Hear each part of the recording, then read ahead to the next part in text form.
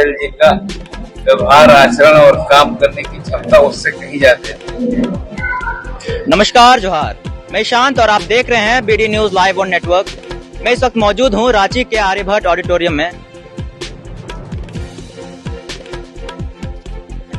जहां पर सरदार वल्लभ भाई पटेल की 150वां जयंती के अवसर पर कार्यक्रम का आयोजन किया गया।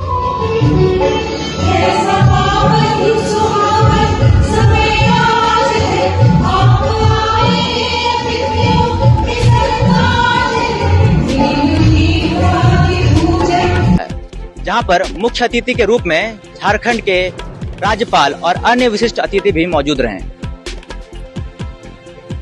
हम सबके जीवन को रोशनी प्रदान करें, रोशनी हम सबके जीवन को रोशन करें और जीवन में अनेक सारे काम करें।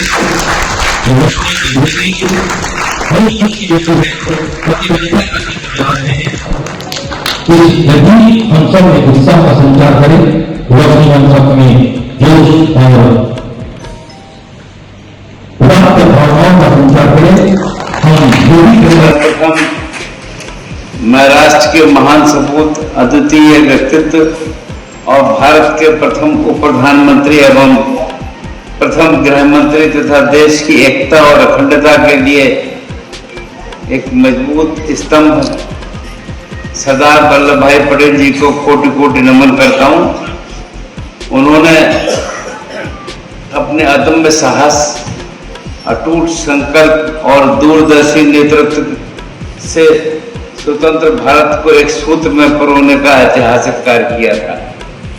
साथियों, जब देश हुआ तब भारत सैकड़ों रियासतों में बटा हुआ था और ये चुनौतीपूर्ण परिदृश्य था।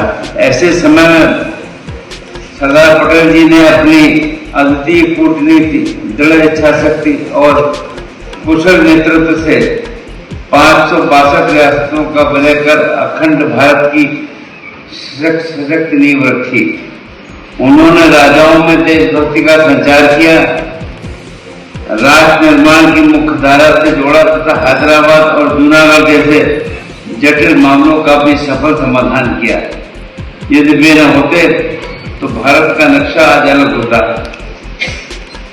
भारत की एकता और स्वरूप की कल्पना भिन्न हो सकती थी। उन्होंने एक स्पष्ट संदेश दिया कि भारत की एकता से बड़ा कोई विकल्प नहीं और एकता ही हमारी सबसे बड़ी शक्ति है। और मित्रों, उनके बारे में बहुत सारी बातें कही जाती हैं और उनका सोच ऐसा था जो उनके प्रारंभिक जीवन से ही समझ में आता था और तत्काल वो निर्णय लेते थे, वो उसके हिसाब से फैसला करते थे। मुझको जब उनके बारे में मैंने जानकारी करने की कोशिश की तो जब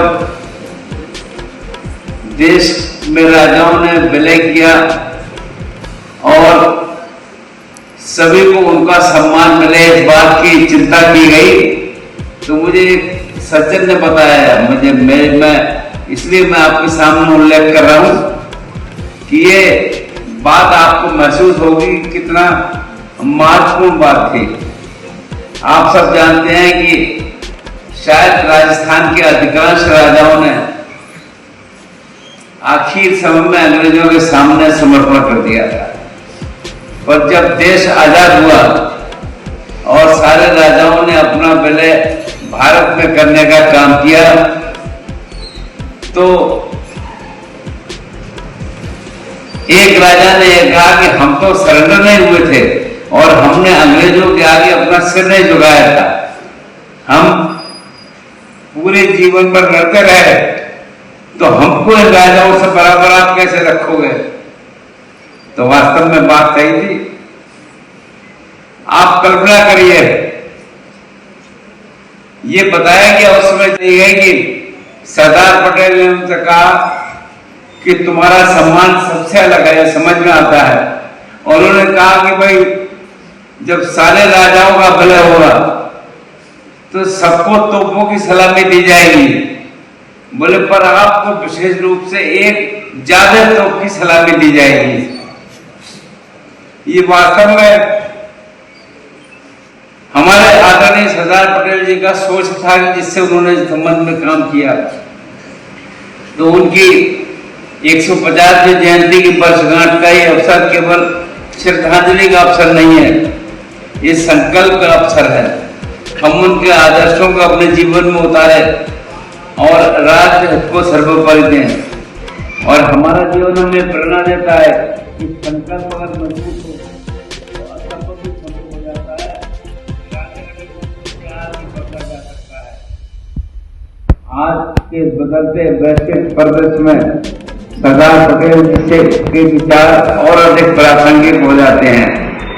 आज हम जब एक सशक्त, आत्मनिर्भर और विकसित भारत की कल्पना करते हैं तो उनमें उनके विचारों को स्पष्ट झलक दिखाई देती है। आदरणीय प्रधानमंत्री श्री नरेंद्र मोदी जी के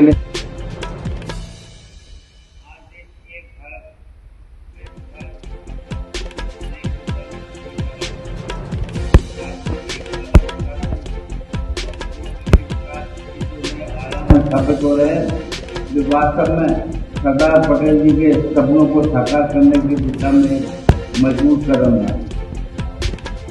माननीय प्रधानमंत्री श्री नरेंद्र मोदी जी की प्रेरणा से निर्मित स्टैचू ऑफ यूनिटी आज विश्व की सबसे ऊंची प्रतिमा के रूप में भारत की एकता, आत्मविश्वास और गौरव का प्रतीक बन चुकी है।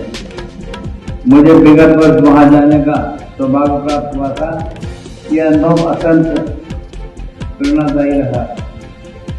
साथियों, आज आवश्यकता है कि हम सरदार पटेल को केवल इतिहास के पन्नों तक सीमित रखें, बल्कि उन्हें अपने जीवन का आदर्श बनाएं और अपने विचारों, व्यवहार तथा कर्तव्य में उनके सिद्धांतों को आत्मसात करें। आज हम सभी एकता को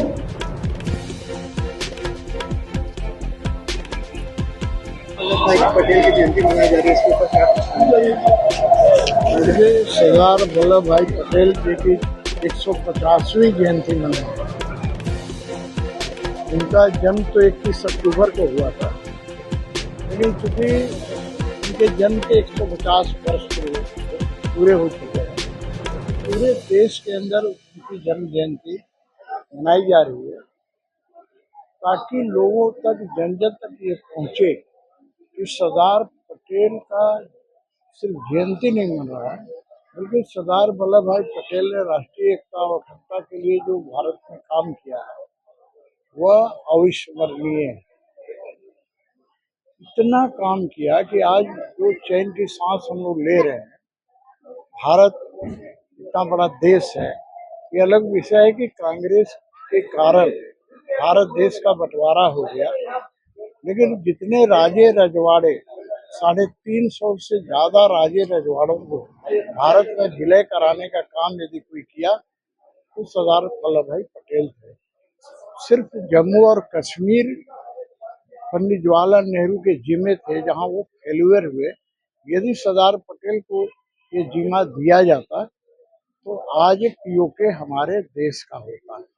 तो मैं ही कहूँगा कि देश के प्रधानमंत्री के रूप में देश के लोग, कांग्रेस के लोग सरदार वल्लभ भाई पटेल को चाहते थे, लेकिन वोट चोरी करके, जो आज कांग्रेसी लोग चिल्लाते हैं ना वोट चोरी, वोट चोरी तो उसी दिन हो गया जब नेहरू को 0 वोट मिला था और सरदार वल्लभ भाई पटेल को 12 वोट मिला था, जिनको प्रधानमंत्री नहीं बनाया गया। तो मैं ही कहूँगा, जब तक सूरज चांद रहेगा, भारत रत्न सरदार वल्लभ भाई पटेल तेरा नाम रहेगा। ऐसी पुस्तिका का भी आज अवलोकन होना है,